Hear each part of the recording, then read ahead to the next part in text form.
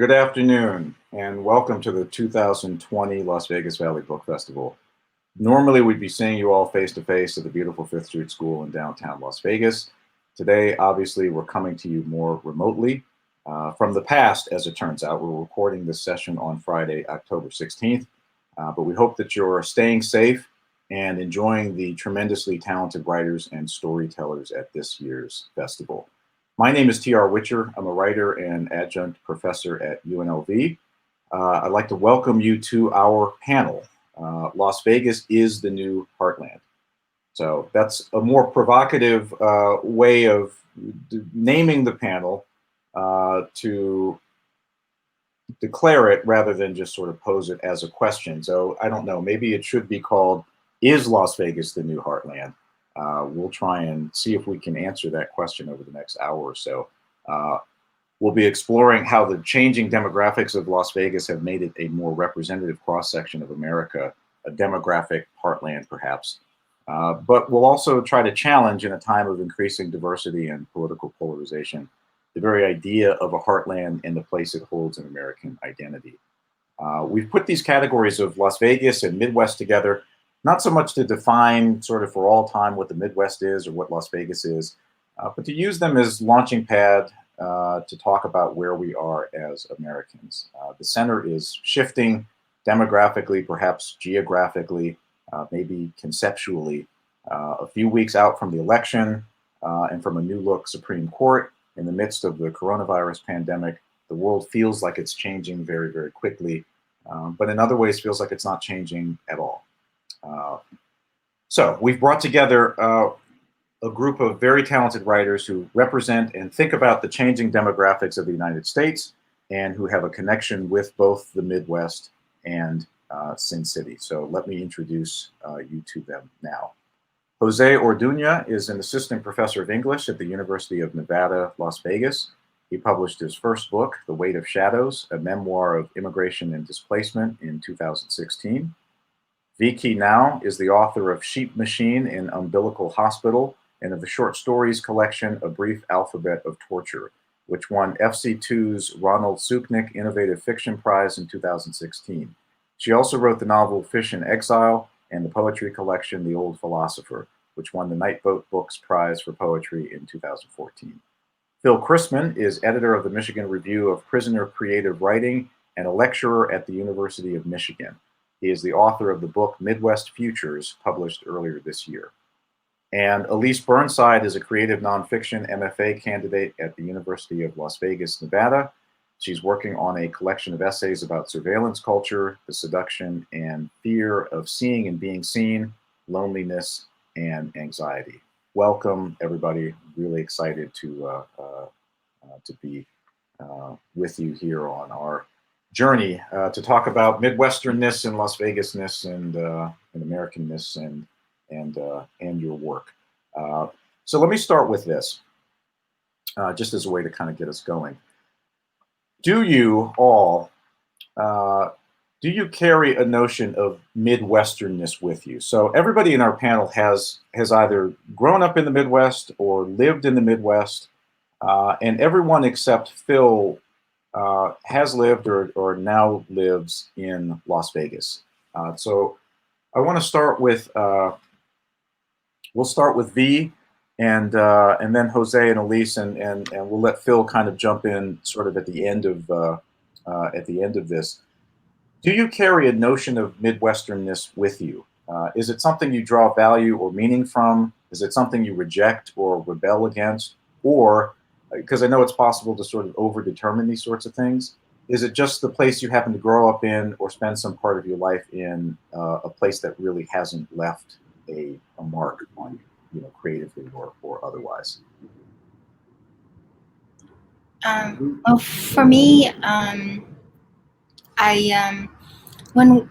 when my family and I were refugees from, we had spent 3 days and 3 nights out at sea as boat people, and we landed in Philippines, and it's an island in Philippines. And we spent 6 months there before moving to Iowa. Iowa has a few churches that sponsor refugees like us, Vietnamese refugees. And so I spent 20 years in Iowa. And so, I mean, whenever I eat corn in Las Vegas, whenever my mother says, the corn is really sweet here in Vegas, I always think, like I brought part of Iowa with me.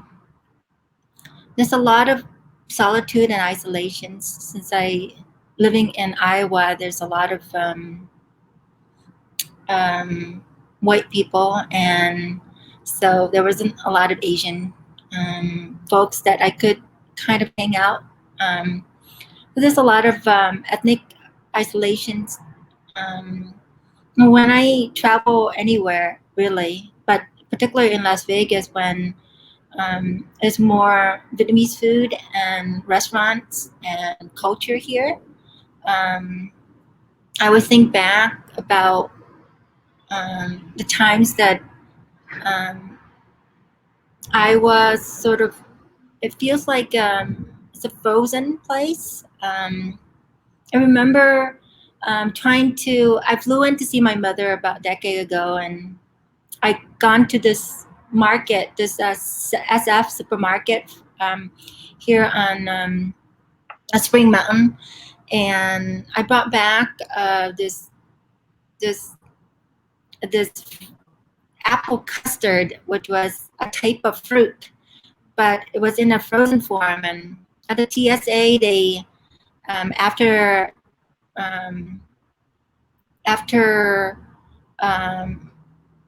9/11, everything was sort of went through this censorship at the airport, and so they thought the word custard it's like like a custard and not a fruit. And so I wanted to bring something frozen back to Iowa, which is a very frozen place, and it was, I guess, the TSA threw it in the trash can, and I couldn't take it with me to Iowa. And whenever I think about that moment, I thought maybe there's nothing that you can really bring with you, even if it's in its frozen state. And I often think about that interchangeableness here in Vegas where I'm currently living. Jose? Yeah. First of all, I just wanted to say that thank you all, my fellow panelists. It's an honor to be speaking here with you all and to UTR. Yeah, I guess Midwesternness. I grew up in Chicago. I was born in the Mexican state of Veracruz, and my family landed in Chicago when I was 2 years old. And Chicago is a city that is extremely stratified and segregated. And so I didn't really have any sort of experience of this sort of cliche, stereotypical Midwesternness. And I didn't really even know what that was or that it was a thing when I was growing up. The Chicago that I grew up in was like the mid 80s to mid 90s in an area of Chicago that suffers from economic divestment, repression, and because of that, people turn to, ways of surviving and coping that we label as criminality, gang activity, stuff like that. So really my world when I was growing up was, a few city blocks in the Bucktown area of Chicago during the 80s, when that neighborhood was going through a pretty intense drug war, fighting between different rival gang factions, but also fighting between people and the police, people in the state. And so that was really my idea of what my home was, and it happened to be in the Midwest. But I had no sort of inkling of this sort of Midwest nice or the Heartland sort of thing. The neighborhood was predominantly Puerto Rican, Black, a few Polish people, and so yeah, that was my Midwest. That was my Midwestern experience. I didn't really sort of key into the more cliche notion of Midwesternness until I think I moved to Iowa when I was in graduate school. And then I saw some of what is referred to, but also had a very distinct, I think, experience of that. You know, I guess the cliche is like Midwest nice. And of course, you know, there's the potential for people to be nice everywhere, anywhere. But another reality that exists, I think, in the Midwest and that stands in stark contrast with this idea of Midwest nice is something like Postville, which was a gigantic immigration raid that happened in Iowa, and that to me should also be included and squarely sort of figure into our idea of what the Midwest is and what it means.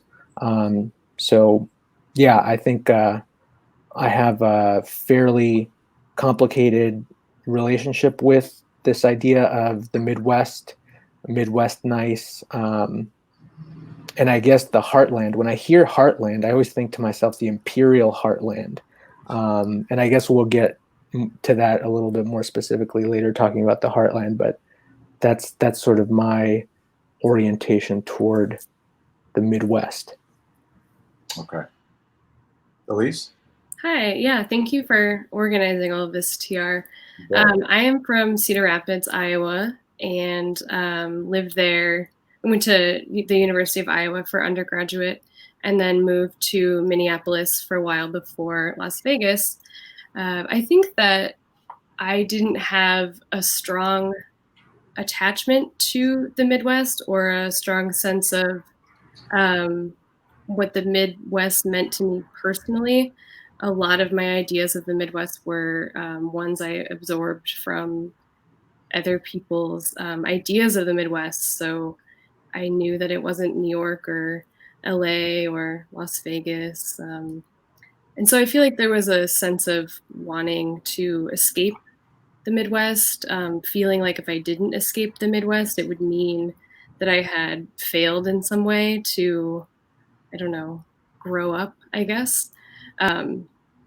But I also inhabited some maybe more unexpected communities in the Midwest. I was raised Jewish, and we had a very small synagogue of probably 30 to 40 families. And so I think that when I tell people that, often they don't understand how Jewish people got to the Midwest or, thrived there. So yeah, I feel like it's a place that I grew up, and it's hard for me to take distance from it. I'm not sure if it means a lot to me now. I think I have a sense of pride of growing up in the Midwest, largely informed by other people's, mocking it for some reason all the time. So, yeah. Does their mockery make you more like apt to sort of defend it? Yeah, I think so. Yeah, definitely. I feel like nobody likes to hear that the place they're from is, um, embarrassing or whatever these Midwest ideals are. Okay.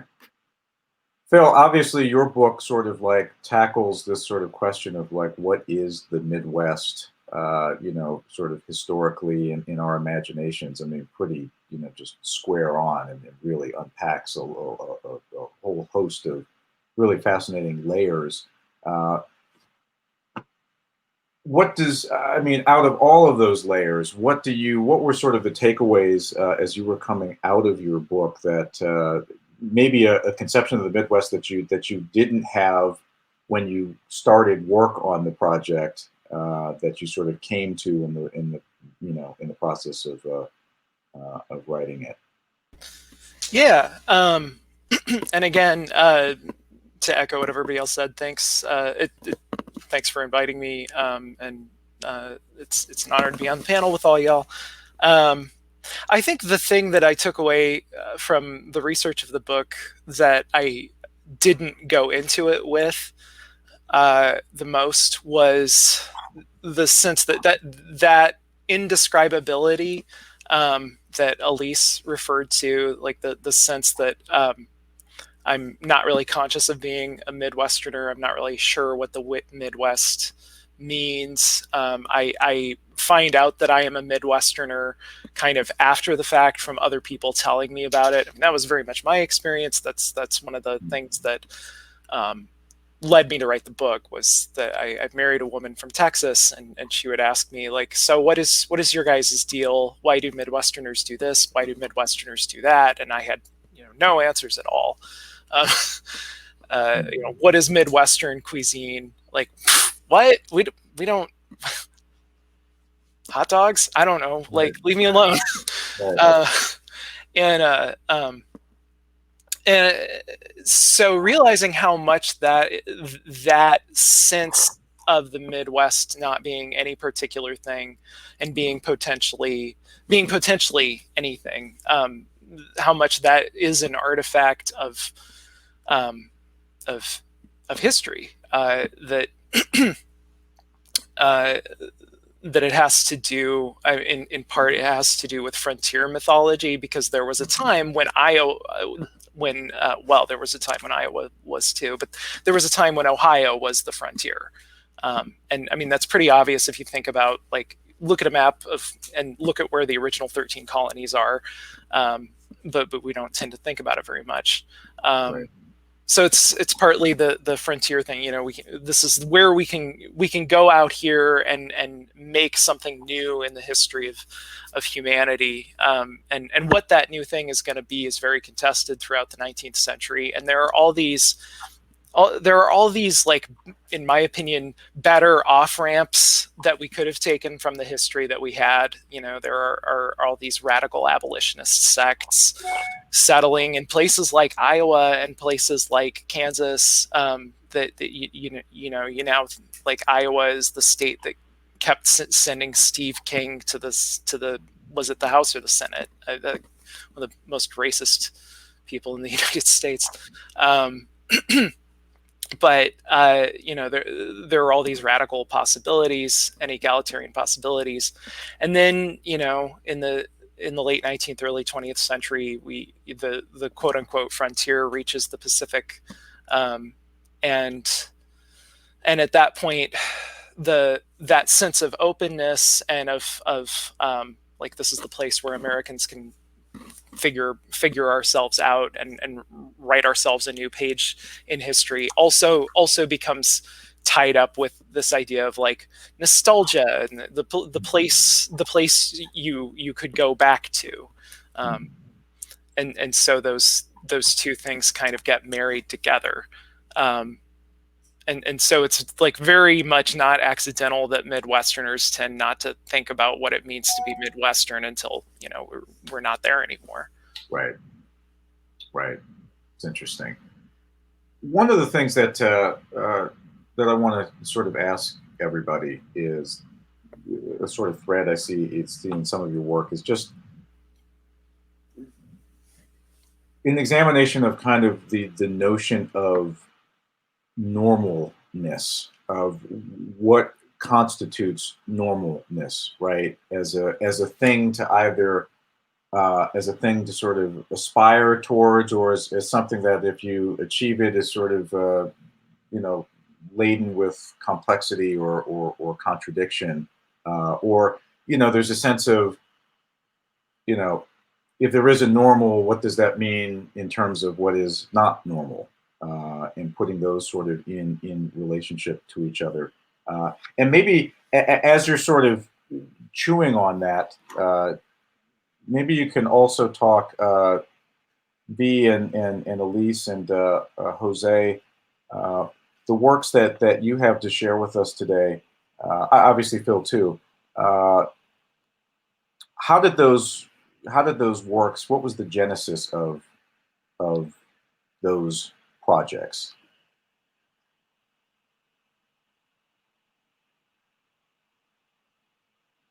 And anybody, don't be shy.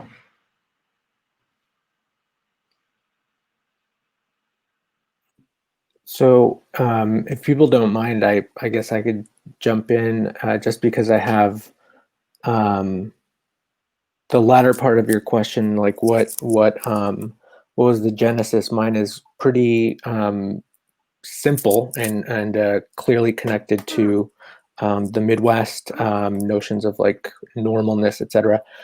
So in my book, which takes place in large part in the Midwest, um, I guess ideas of normalness or a standard or a baseline were very present. And they were very present for me, not only because of the sort of cultural or affective dimensions of what it means to be the sort of the normal or the standard, but because of the very real, very hard material, political, economic um, lines that are drawn around populations of people. Um, so, for example, my book centers one of the sort of big inciting sort of points of gravity in my book is me becoming a U.S. citizen, which takes place in Iowa because I was in Iowa as a graduate student when I decided to become a U.S. citizen. Um, and it was after 9/11, which I think is really significant for a variety of different reasons that have to do with what is normal, what is the normal, et cetera, et cetera. So for me, the idea of the normal, the standard, is concretely and has always been concretely tied to a set of policies, mainly I guess we would refer to these as immigration policies, um, but I think more broadly to even beyond uh, policies that we would think are strictly related to immigration, but all of the different uh, bodies of law and policy that make immigrants occupy something other than the standard or the normal or the center.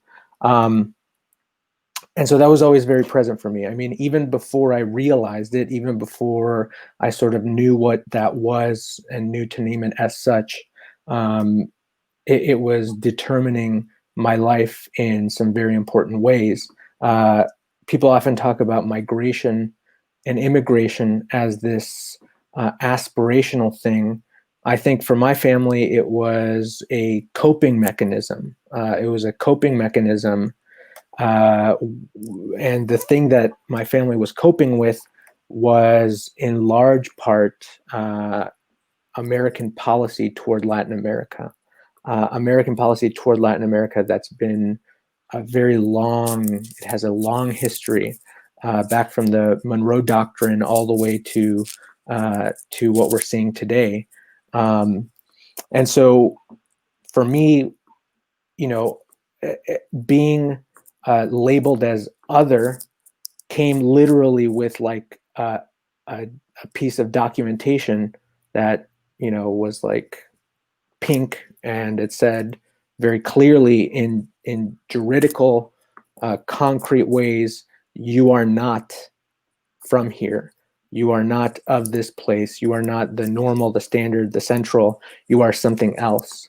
And I think that categorization is not only important because of how it affects people on a sort of individual emotional level, but also because of what it allows in terms of exploitation, in terms of taking advantage of that sort of second class, and I won't even say citizenship, because of course many of us don't have citizenship, but a second class status that allows us to be exploited to the degree that we are exploited. Yeah. Alyse? Yeah. So the piece that I shared was about queer. It was called "Queer Visibility in the Self-Checkout Camera," and I think that it doesn't explicitly address place at all, but it feels Midwestern to me in that one. Most weekends I would go to Target with my family. It was one of the only things that we really did together, besides go to the Barnes and Noble also.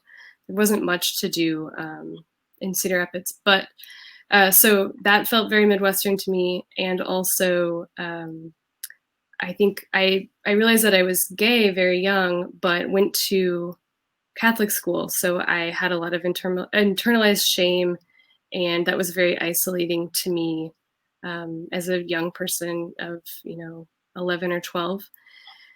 So I think that I do associate a large isolation with the Midwest just because it sort of permeated my childhood. Mm-hmm. And it felt to me very not normal.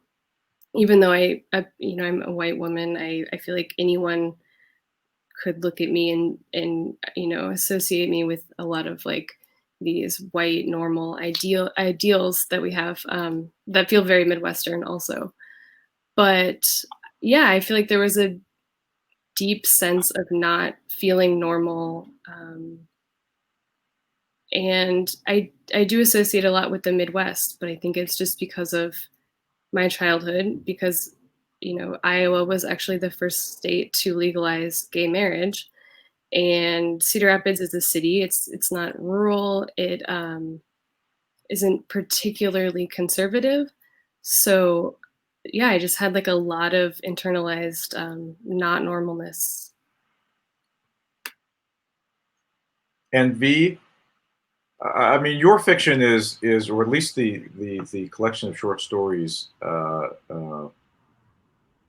that you have for us today is, on one hand, it seems very non-normal, right? It's very experimental, and there's a lot of very sort of almost kind of absurdist things kind of in play. But on the other hand, it feels like there's often this kind of element in your stories where something on the surface appears normal or kind of ordinary, and it sort of lulls you into a sense of, maybe where the story is going, and then you kind of habitually kind of pull the rug out from under us, and sort of darker, more potent energies kind of assert themselves. I mean, how do you think of this question of normalcy in relation to your work? Well, I wrote a brief alphabet of torture. A lot of those stories, actually, I wrote it when I was in Iowa City. I was staying at my dad's place. I had graduated from Brown University in literary arts. I did my thesis called Hermaphrodite in Iowa. So that title in itself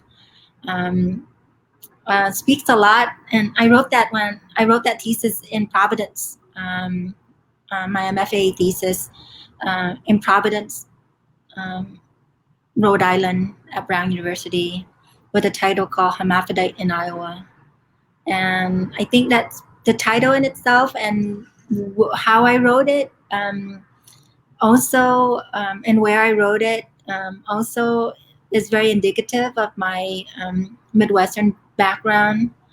A lot of stories in A Brief Alphabet of Torture come from a place where I think it's very, like, a lot of the stories are born from pain.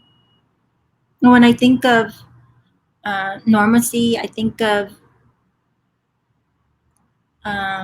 anti-pain. And so if a lot of my stories in A Brief Alphabet of Torture are painful, then it is not very normal. And so I know, like, everyone endure pain to various degree. When they're not in pain, they feel like they're, like, naturally floating down the street and enjoying all aspects of life. And I think a lot of my pain has a lot to do with, like, the way I unravel in the world. And my short story collection expresses that sort of hypnotic liminal space that no one likes to talk about, painful places that no one wants to explore. And my work sort of go really deep, far into it. And I think my 20 years of silence and isolations and quietude and the softness of the landscape plus the thunderstorms all contribute to my explorations of pain, I guess. And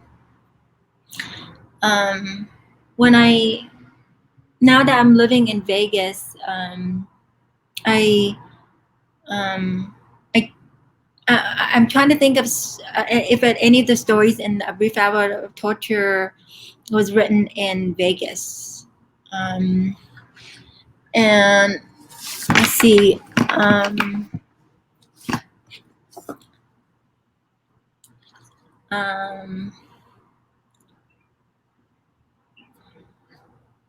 For sure, the I Love You, Me Neither is written in Iowa when I was in Iowa. I realize now a lot of this in this collection is actually written in Iowa City. I had all these, like, some of the story was written in South Bend, Indiana, which I feel is closer to my heart than some of the other stories. But I think pain is a really good container for anti-normacy, and my work speaks to that. Is there a passage? I'd like to just let everyone kind of read a little bit from their work. Is there? We can stay with you here for. Is there a passage you'd like to share with us? Yeah, I can read you, like, one of my favorite pieces from here, from A Brief Alphabet of Torture is I Asked the Sentence.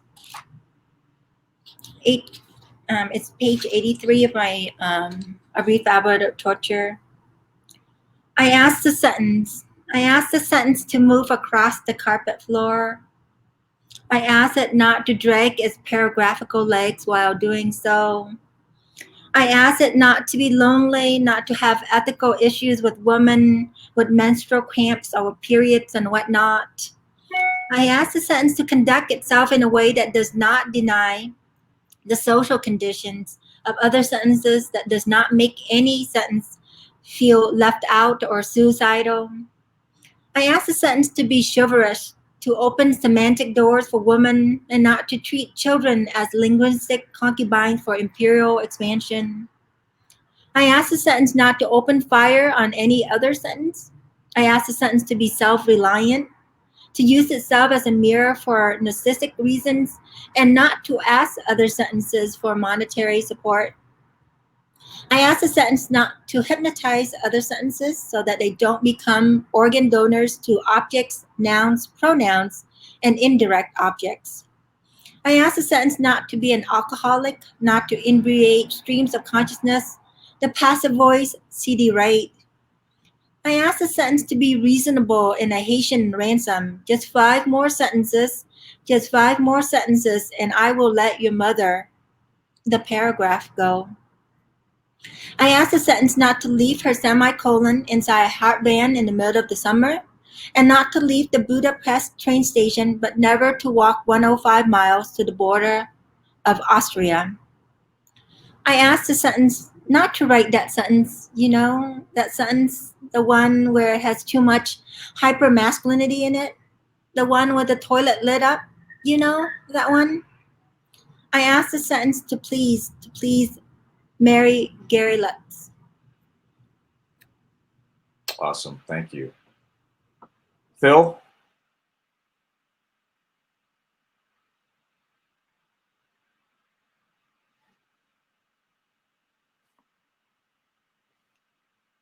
We can't hear you. I guess it would help if I press the unmute button.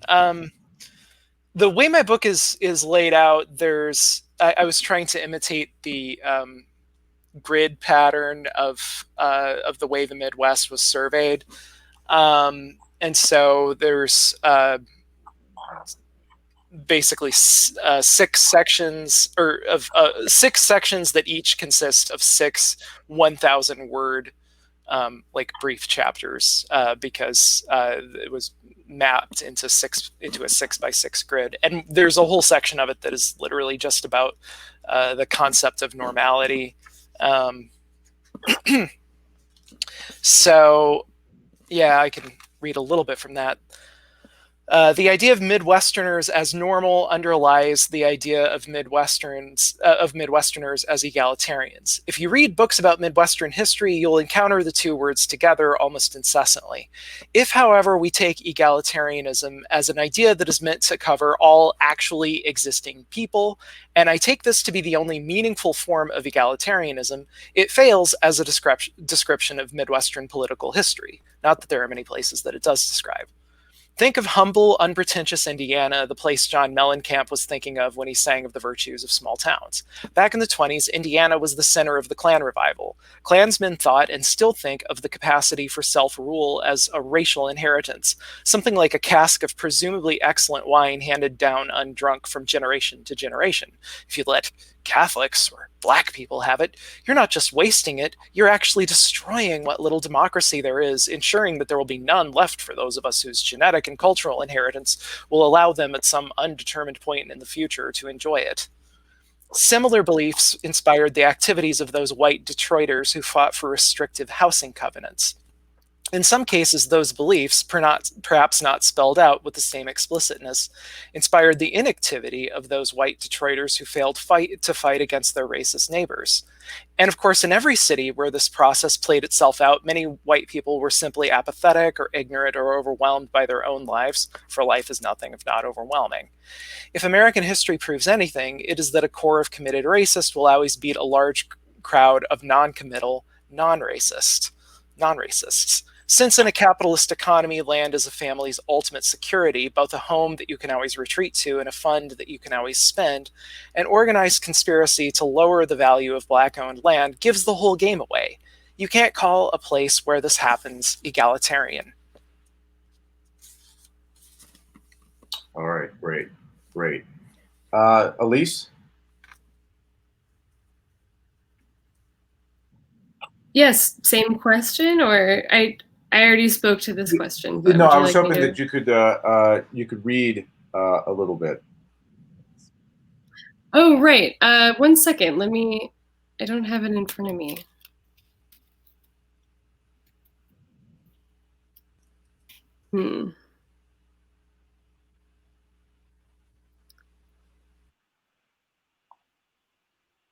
I'll speak to the section after I have come out to my mother, and it didn't go that well, but was eventually fine. I think this section sort of speaks to how consumerism and queerness and also family all kind of come together at a nexus. My mother and I did not talk for 3 whole days following the text message. Oh, I should mention I came out over text message because I didn't want to have to do it in person, which is not a good idea. I wouldn't recommend that. Each night she drank profusely, and I woke up to her low, breathless sobs, interrupted only by her deep heaving into the toilet bowl. A part of me really wanted to comfort my mother these nights, wanted to sit on the bathroom floor and hold her hair away from the string of spit stuck to her cheek. Instead, I let her cry and retch alone. I wrapped a pillow around my head to stifle the noise. When we finally spoke again, she was still crying. She demanded my father and I comfort her. We promised the problem of my identity would not break her and would not kill me. I just always imagined someday you would have a family, she said, and I laughed, which upset her more. Excuse me for wanting grandkids, for wanting to watch your father walk you down the aisle, she said, crying harder. I told my mother I could have all of these things if I wanted them, and just that easy, her face slackened with relief.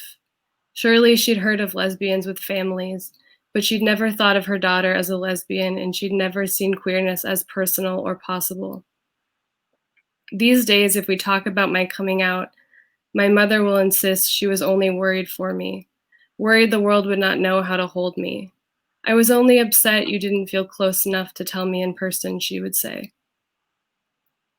I thought of you, honey, she sends with the photo of a gay t-shirt at Target, and I wonder what it took for her to get to this place. So nice, I respond, and it's not that I don't mean it, it's just that sometimes I wish she hadn't vomited in a drunken stupor for 3 days after I told her an authentic truth about myself. So nice, I say instead, because she loves the girls I bring home, and because in the litany of things some mothers do to their gay children, a short bender is hardly a violence. If Target had mass-produced Pride t-shirts when I was a teenager, perhaps my mother would have been able to imagine a world in which I might be gay and thriving. Perhaps to see me as the object of consumerism allows her to see me as somehow safe in a world that once she could not. If I am honest with myself, that idea comforts me a little too.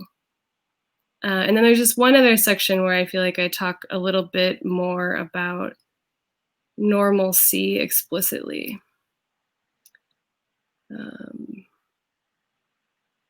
Something bizarre happens to me in the checkout camera. I want Emily's and my reflections to marry one another. I want to watch them suddenly call each other names like princess and my everything. So often I oscillate between these two selves, one who rejects heteronormativity and the other who wants to be swaddled by it. Target's #Pride line makes it seem easy. The consumer co-opting of gay culture erases the trotting it took for people to simply love who they love openly. And maybe it's that consumer co-opting that turns phrases like love who you love into slogans that makes me cringe. There's something overly saccharine in the ways we're allowed to talk about queer love, if we talk about it at all. Or maybe there isn't, and I'm bashful about being open to the world. I am primed for the closet, for the bathroom stall of the girls' locker room, where I changed each gym class. This marriage desire is fleeting, but it comes from somewhere, and it only shows itself in moments like these. There is nothing cool or alternative about Target, so it is futile even to try and live counter to any culture besides the clean, fluorescent, capitalistic haven of a superstore. What a relief this is. Great. Oh, sorry. Yeah, great. Thank you. Thanks. Thank you. Jose?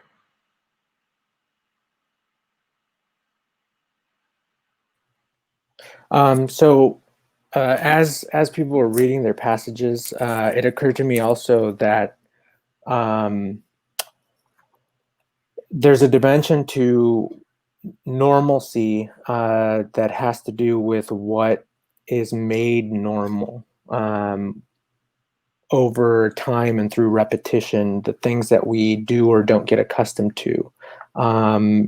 And one of my favorite ideas about what justice is or can be has to do with remaining maladjusted to injustice, which to me speaks to not allowing something to become normal that shouldn't be normal. And so that's, I think, what the passage I'll read from speaks to. It comes from a section in the book where I am south of a small town called Aravaca, which is in Arizona, and I'm working with a humanitarian aid group called No More Deaths. No More Deaths recently had their camp raided by the Border Patrol, which has increased under the Trump administration, the raiding of the camp, that is. And so I'll read from this section where I'm doing some volunteer work with No More Deaths, offering direct aid, medical treatment to people who are crossing, and also documenting abuse in short-term Border Patrol custody or while being apprehended, etc. And it happens when we come upon a few people who are in distress.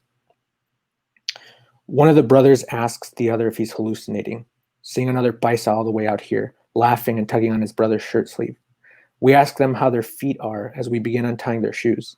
The other volunteer retrieves blister kits from the backpack and begins washing one of the men's feet. A thick yellow bubble nearly covers the entire sole of his right foot. He winces as she lances it with a sterile needle and begins pressing the liquid out slowly.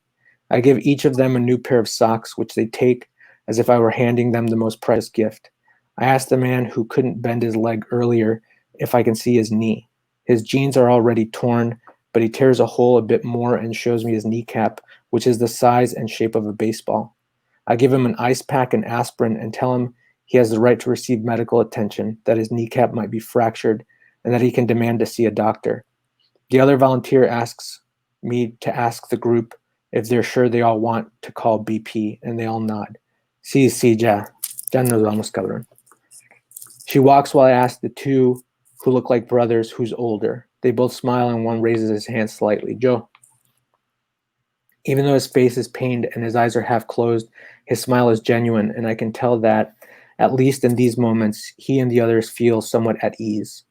They made the trek through a pollero, which most people now have to do, so this is probably the first time in days, maybe weeks, that they're dealing with someone who isn't harsh and from whom they don't feel imminent danger. The other volunteer is done wrapping the man's foot. He thanks her and she says, "You're welcome," in heavily accented Spanish. They share a smile. She shuffles over to the other man with a blister that runs alongside the outside arch of his foot from heel to toe. I ask the group if any of them are urinating or defecating blood. A few of them look at each other, but no one immediately answers. I explain that if they drank contaminated water, they may have a severe infection, and that they probably won't be given medication in custody. Two of the men signal with their hands. I remind them we're not doctors, but that my partner is a certified wilderness EMT. She asks if they're allergic to any medication, and I translate. She gives them a strong single-dose antibiotic. A few of them have ripped open Cliff Bars and crackers and are struggling to swallow what they've chewed. One man says they've been walking for 4 days and that the night before last they went to sleep, and when they woke up, the rest of the group, including their guide, was gone. They had run out of water the following morning. Another man asks me how long I've lived on this side and how my family got here. I tell him as briefly as I can, and when I finish, the younger brother from Puebla asks what my mother's maiden name is. I tell him, and I also tell him her mother's maiden name and my grandfather's name. He says he knows some people with the last name Flores who live near his family. I brush it off until he says the grandfather's tall, abnormally so, and very dark with light-colored eyes and white hair, so they sometimes call him El Puro because he looks like a lit cigar. I remember Jolie, that's my mother, Jolie, showing me a photo of her father as a young man standing with 5 of his brothers, a couple of them towering over the others, and her telling me some of my great-uncles were over 6 feet tall. The photo was sepia, and all of them were a deep brown with shiny foreheads, slicked back hair, and strangely light eyes. For a moment, it feels like I'm among family. We all hear a car in the distance. Some of the men who'd been lying down sit up. The other volunteers finishing wrapping one of their feet. I tell them to put the card we gave them in their pockets and to remember they're entitled to a phone call. Their faces change, tighten, and the man with the knot on his knee extends his hand to the other volunteer. Gracias, muchacha, he says. De nada, she answers, shaking his hand. You know, there's a quality, Jose, in that section of your book where the border region, the desert, the sort of desolate and sort of harsh environment becomes a sort of character, and it's as if it's a sort of malevolent character that sort of seems to wash our hands of the depredation and death that we find there. That you sort of, you know, that there's a sort of, you know, it's easy to say, well, it's the desert, the harshness of the desert that has, you know, led migrants trying to cross the border, put them in such a bad sort of physical state. But you do a really good job of sort of saying that we, you know, it's not really the desert; it's sort of the conditions upon which, you know, these folks find themselves moving through the desert, and so it's a really sort of powerful way that, you know, it's like the landscape is, you know, we may want it to absolve our, you know, our duties and obligations, but the landscape really doesn't. Yeah, I mean, the landscape is neutral, and it's also a source of life. There, when I was doing some work down there, the Tohono O'odham, that's their ancestral homeland, and they see it and view it as a place that gives life, which it is. And so through, you know, speaking to Tohono O'odham, but also through looking at the specific policies that apply to that region, one begins to see that it's not the landscape, it's not the harshness of a landscape that's doing the killing. It's a landscape that has been deliberately weaponized. And when I say deliberately, I mean not metaphorically deliberately, like actually deliberately. You can see the documents, you can see the policy documents, you can read the policy, beginning with Operation Gatekeeper under the Clinton administration begins to sort of militarize the border and push people toward the harsher places. You can see it in several Border Patrol documents that specifically talk about making these areas of the desert a deterrent, which is a euphemism for killing people. And so, yeah, I think one of the most important things that I wanted to communicate about this stretch of landscape is that it's not the desolation or the harshness of the landscape that's killing people. It's U.S. policy, and not only U.S. border policy, but the policy of the United States that reaches into other countries and mangles populations in order to further its own interests, which is the stuff that compels migration. So much of how we experience a place has to do with power. And so that's something that I really wanted to communicate in that section. So I'm glad that you got that from that. Let's turn to, I want to ask Jose and V and Alyse about your experiences here in Las Vegas as a Midwestern, a near native myself who sort of drifted out here. I'm always fascinated by what brings people to this most unusual of cities. But I wanted to preface that, Phil, you have not been to Las Vegas, I think. But I wanted to point out, just there were a couple of passages, just a couple of lines in your book that if you don't mind me reading, that as soon as I read them, I thought, okay, he's describing the Midwest, but he could also be describing the Mojave or maybe Las Vegas. So yeah, I'm actually curious to find out what part you're talking about. So please do. So there's a passage, and there's probably more in the book maybe that could speak to this, but these two kind of jumped out at me. One was by not hiding any of itself, a flat place exhausts your seeing. It gifts us more information than we can take in. Dazed, bedazzled, we give up on it and call our failure boredness. And so even though Nevada is, actually, I believe the most mountainous state in the U.S. It's more mountains here than in Colorado, and I think also in Alaska. There is a kind of sense of the landscape here because of its size and scale and its sort of bleakness, exhausting your seeing. The other passage, and maybe this speaks more directly to Las Vegas. The Midwest is, in fact, constantly written about, often in a way that weirdly disclaims the possibility that it has ever been written about before. And so you have a passage where you mention sort of writers coming into sort of small towns in the Midwest, and as writers often do, right, showing up for 5 minutes and declaiming some profound insight about the meaning of it all, and then hopping on a plane or whatever back to New York or LA or some cooler place. And I think Vegas sort of, we think of the Midwest as kind of like flyover country, and in a way, there's a sense of Vegas as being the same thing, as sort of this uncool, tacky place, maybe flyover country for different reasons, but there is that quality here when writers come to Las Vegas, and neon and showgirls and gambling, and then okay, I captured it, right? And then they sort of jet back to where they came from.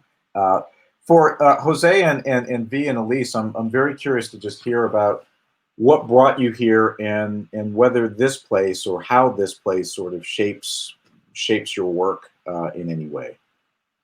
V, do you want to start us off? Yes, I can answer that.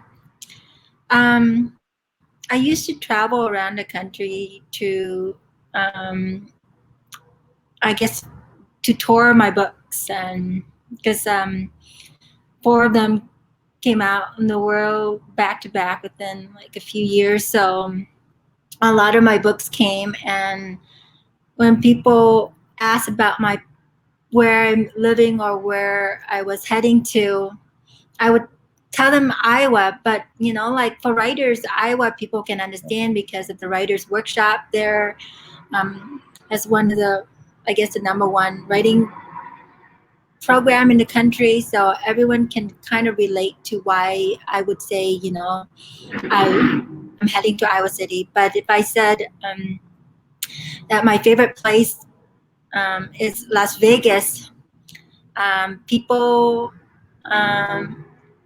do not understand that as much, or they would look at me with some, like, maybe some judgment, judgment. I mean, they would judge, I guess, where I love a place. Oftentimes they don't associate writers with Las Vegas. And I guess in the same way that people who think, if you're voting, and if you're Democratic, if you vote for, if you say you're from Iowa, people assume that you're more Republican, and so there's a lot of like, I guess, like, even though I think Iowa City is a very highly educated space, I think Iowa in general, it's often frowned upon for its lack of education, in the sense that it's ignorant.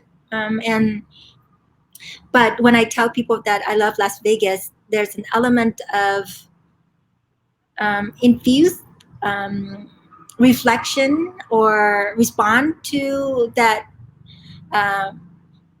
My love for a place is also very ignorant in their eyes, which I think I don't take it too personally, because I don't think once they get to know me and know how much I love Las Vegas, they will realize very soon that it comes from a place very well acknowledged for, like, its I mean, Las Vegas is an entertainment industry, but I think it's a lot more than that. You know, it has so much culture. And I think TV shows or movies, a lot of the cultural references have misinformed, I guess, the general populace of the United States or in general of the world. That it's also for entertainment only. But I see it as like a place where I travel and see like the desert. I want to see like the Death Valley, which is only 2 hours away in California, to go to see the Valley of Fire, which is only an hour from here, and then to climb the mountains at Charleston. It's just so many venues to explore here, and it's so nuanced. So I fell in love with Vegas because my mother kept inviting me here. She moved here from Iowa after living in 2 decades in Iowa City.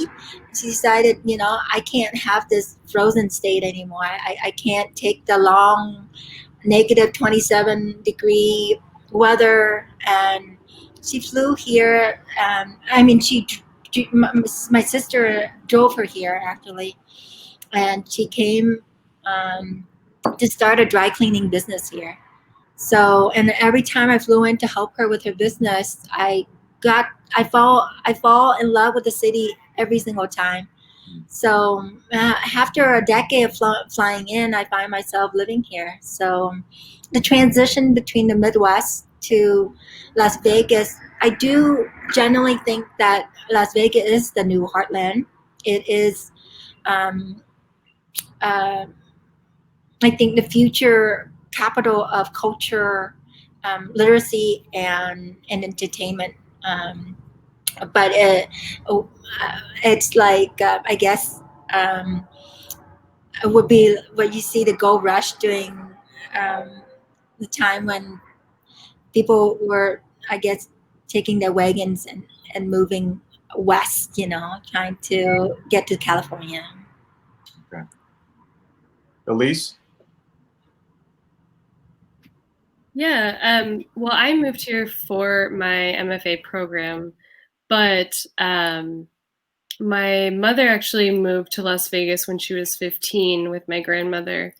My grandmother was a secretary at one point for Wayne Newton, and then was a secretary at, I believe, at Area 51. I'm having a hard time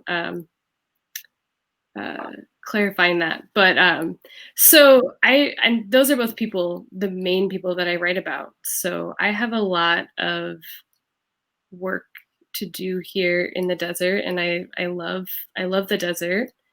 And you know, as V said, it's very close to California. The land is just more beautiful than anything I had ever experienced before. But I really do find myself just trying to uncover both my grandmother, who spent time in Pahrump and in Las Vegas, and my mother, who spent her youth here. She worked at Circus Circus for a while as a dancer. So I have a lot to uncover in Vegas, and I feel like a lot of my work will center Vegas as maybe, you know, at least a metaphorical heartland for me and for my work. And Jose, you have a quote from Octavio Paz in your book that goes, "To live is to be separated from what we were in order to approach what we are going to be in the mysterious future." And when I read that, I thought, what mysterious future has brought you here to this city? Yeah, so I think, I mean, there's so many different ways to answer that question that for me are extremely meaningful. One way would be to say that I am here because of the extremely austere, constructed austerity of the academic job market. In my field, there are, you know, a handful, literally, of jobs nationally each year, and so the harshness of that that job market for academic positions and creative writing is what brought me to Las Vegas. But I guess another way to answer that would be to look at some deeper history. Las Vegas, Nevada is interesting because the 40th parallel, which forms the top flat line of Nevada, is the parallel that was established as the new acquired territories after the United States invaded Mexico. And through that violent invasion, then took all of these lands in the Treaty of Guadalupe Hidalgo, lands that were not Mexico's to be had in the first place. Thinking about Nevada, one has to think about the Southern Paiute and the incredible tradition of indigenous resistance to various empires. Ghost Dance, which was an incredible political formation that resists oppression, originated here in Nevada.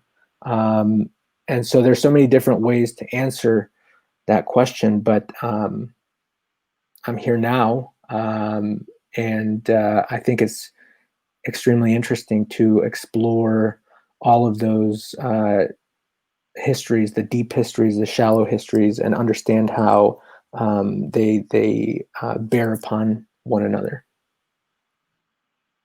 I mean, there's obviously, there's the great myth of American expansion west is that we were expanding into sort of an empty, country, right? That nobody was here, and I think that sense actually still persists strongly here in Nevada, in large part because it is just so physically. I mean, the state is enormous; it's vast. There are not many people living here, and so that sort of, I think we still in Las Vegas this still perpetuates, still maintains that kind of fantasy of kind of totally like terra incognita, this sort of like virgin land that, we can put this, insane, a collection of hotels and casinos and, riffs on other places around the world in this truly sort of empty, quote unquote kind of landscape. And yet even here, that turns out to not be the case. I wanted to ask everybody in sort of in closing, I mean, there's so much richness in your work. I mean, we could talk for many hours, I think, to talk about. And if you have another passage that you think sort of speaks to this that you want to share with us, that's great. Or if you want to just sort of speak off the cuff, that's great too. How do you describe the moment that we're in now? And what possibilities do you all see for new kinds of ways for people to relate to other people? And what challenges do you see? I mean, obviously we have this terrible pandemic. We're in the midst of. We're just a few weeks away from a presidential election. We're just a few weeks away from a new look U.S. Supreme Court. I know Phil and Jose, your work is both of you at different points are sort of are critical of the Obama administration, and I think in both of your work there's a sense of very deliberately and consciously sort of asking, how can we do better? What might better look like? What obligations or responsibilities, should we accept? But I think Alyse and V, I think that is also, there's a sort of quality that's kind of in your work as well, of just exploring the challenges and the opportunities of how we can better relate to each other as human beings. So does anybody volunteers to speak to that? Okay, just to end the silence, I'll read a piece of my book. So yeah, I mean, I don't use the word I don't think I use the term democratic socialism like anti-racist democratic socialism anywhere in my book, but that's basically the vision that I'm trying to articulate. So at the end, I talk about the sometimes part of my experience of the landscape is the Midwest is feeling this kind of weird displaced feeling where you're driving through towns and thinking that they look so much like your town that, what if this was my town? A kind of like confusion about where you are. And then I write, every human is so many other humans. And you feel that in the Midwest, wandering through those squares among those people who on paper could have been you. Opening the door of your house, you feel as though it is yours by some inconceivable coincidence, this and not the others. You feel doubled or cloned. You feel deja vu in your own subjectivity. This feeling, like our history, points more than one way. It can make you ingrown like a toenail. Why can't I get the break that I was supposed to get? But it can also cause you to think of those other selves, the poorer self, the queerer self, the darker self, the privileged self, the self who lost his mobility working at the refinery and whose body is full of flame retardant. It can tell you that you must try to care for all of those selves as though they were you, as though you were made from the same soil and headed back to it. Great, thank you. Jose? Yeah, I mean, so many different ways to attempt to speak to this moment. I guess I do have a passage that kind of, I guess, would be a form of me answering to this current moment. It's like a passage. I'll jump from one section to another. And it's from a piece that is not from my book. It's an essay titled "A Nation of Laws, a People of Compassion," and it was published in McSweeney's issue number 55. And the title comes from a quote that Jeff Sessions gave during his live televised appearance, where he announced that he was going to attempt to repeal DACA. And so this kind of speaks to, I guess, parts of our moment, speaks to this administration, which I see as more of a symptom of a much deeper American rot than I think viewing it as, the primary agent of that. I don't think that this administration has invented any of the horrific things that they are imposing on us now. I think these are have been long with us. So this is that section. According to the Human Freedom Index, the United States is among the freest countries in the world. The index makes this claim despite the fact that the U.S. also has the highest number of prisoners worldwide, just under 2.3 million people in 1,719 state prisons, 102 federal prisons, 1,852 juvenile correctional facilities, 3,162 local jails, and 80 quote-unquote Indian country jails, as well as in military prisons, immigration detention facilities, civil commitment centers, state psychiatric hospitals, and prisons in the U.S. territories. The state of incarceration, perhaps the most literal and complete form of unfreedom in the U.S., is so extreme that countries that rank alongside the least punitive U.S. states, such as Turkmenistan, Thailand, Rwanda, and Russia, have authoritarian governments or have recently experienced large-scale internal armed conflicts. A report published by the Prison Policy Initiative found that, quote, incarcerated people in all gender, race, and ethnicity groups earn substantially 41% less prior to their incarceration than their non-incarcerated counterparts of similar ages. The Cato Institute, one of the libertarian institutions that collaborated on the Human Freedom Index, also released a report titled Freedom in the 50 States 2017 to 2018, a ranking of states by the policies that shape personal and economic freedom. In it, Nevada was ranked the fifth freest state in the country, despite having an incarceration rate that exceeds the United States's and that far exceeds that of any other Western democracy. Nevada's incarceration rate, for example, is approximately 5.5 times that of the United Kingdom and 20 times that of Iceland. And so I'm just going to jump a couple sections here. And this takes place at the end of a march that happened here on the Las Vegas Strip in response to that Jeff Sessions announcement. A few days before the march, I read that when the United States Postal Service designed a forever stamp that featured the face of Lady Liberty, it unknowingly selected a photograph of the replica.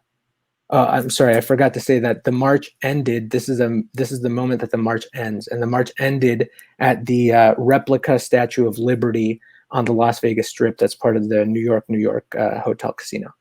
A few days before the march, I read that when the United States Postal Service designed a forever stamp that featured the face of Lady Liberty, it unknowingly selected a photograph of the replica. What I'm looking at now is the statue at almost exactly the angle it appears on the stamp. I turn away to see a young woman in the crowd wearing butterfly wings that read "Undocuqueer." Right next to me, a father holds a small girl, maybe 4 or 5 years old, on his shoulders. Her voice cuts through the deep bass of the crowd. The people united will never be defeated. What can liberty mean, I think, when children younger than the girl I'm looking at now are locked in cages by successive American presidents from both parties? What does liberty mean when the pieces that are supposed to protect it are used to erect the architecture of racial and economic banishment, allow for their authoritarianism of the firm that employs you at will, the shop floor that you can't leave to go urinate, the drone and the wall? What 16-year-old Friedrich Trump was after when he left the Palatinate and sailed across the Atlantic, passing as he arrived the copper pieces of the statue that were still in crates? Maybe no one knows what it is because we've never seen it, or maybe it's among us, but we can't recognize it. V?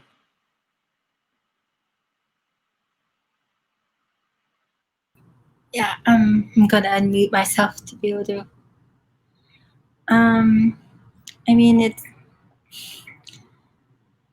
I don't think there's a passage from my work that could embody, that could reflect what we are experiencing internationally, nationally, and privately in our own space. I could say that COVID has made my experience with the world less incestuous. Everyone seems to know everyone so intimately, and nepotically as well. Nepotism seems to defines a great deal of how people know each other. And one of the greatest benefits of being in quarantine is that the incestuous nature of human interaction has been diminished greatly. I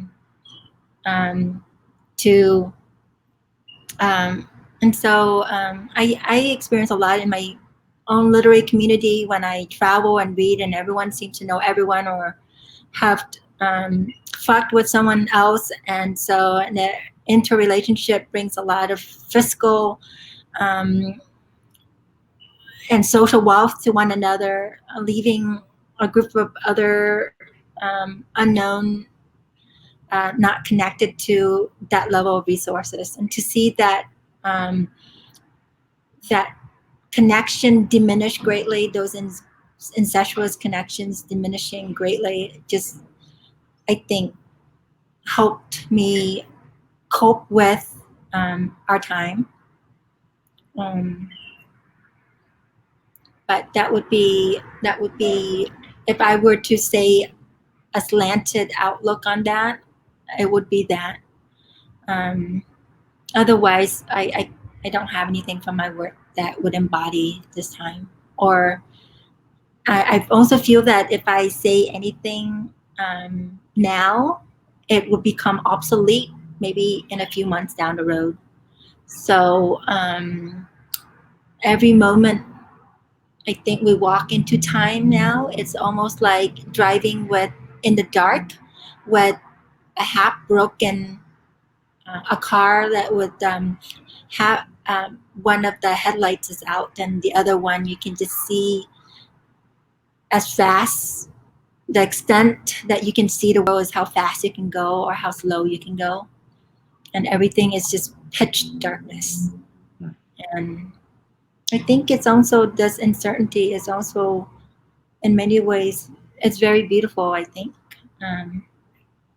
it make us sense and feel everything to an enormous degree. I'm also grateful to be here, with you for talking about the love for Iowa, which is like a kind of ironic, inaccessible, but the new Heartland here in Las Vegas is incredibly accessible to us now. Alyse?